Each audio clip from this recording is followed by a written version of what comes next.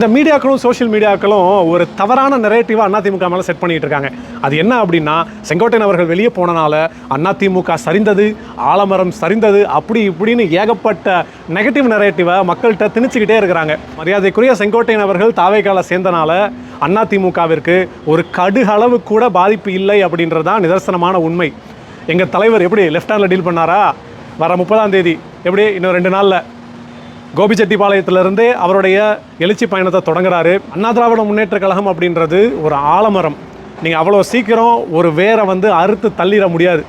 அவ்வளோ சீக்கிரம் அந்த மரத்தை உங்களால் சாச்சிடவே முடியாது. எங்களைப் போல பல லட்சம் தொண்டர்கள் அதிமுகவில் இருந்து கொண்டே தான் இருக்கின்றனர். ஒரு செங்கோட்டையன் போகிறனால இன்னும் அண்ணா திராவிட முன்னேற்ற கழகத்திற்கு 1000 செங்கோட்டையன் வருவார்களே தவிர, ஒரு செங்கோட்டையன் போனனால கட்சி அப்படியே ஆடிருச்சு, கட்சி அப்படியே சரிஞ்சிருச்சு அப்படின்ற நெரேட்டிவை தயவு செய்து உங்களின் பாதங்களை தொட்டு கூட கேட்குறேன், தயவு செய்து அந்த தப்பான நெரேட்டிவை மக்கள்கிட்ட திணிக்காதீங்க. மரியாதைக்குரிய செங்கோட்டையன் அவர்களிடம் ஒரே ஒரு வேண்டுகோள், இப்போ தமிழக வெற்றி கழகத்தில் சேர்ந்துருக்கிறீங்க, அதற்கு வாழ்த்துக்கள்.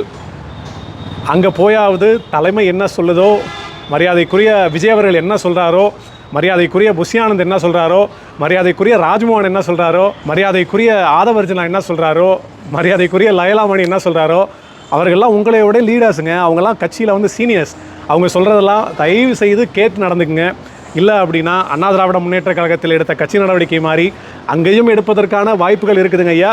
அதனால் தயவு செய்து நான் மேலே சொன்னேன் இல்லையா, அந்த லிஸ்ட்டு லயலாமணி அவர்கள், ராஜ்மோகன் அவர்கள், ஆதவர்ஜனா அவர்கள் சொல்கிறதெல்லாம் தலைமை என்ன சொல்லுதோ அதை கேட்டு நடக்கும்படி தாழ்ந்த பணிவன்புடன் கேட்டுக்கொள்கிறேன்.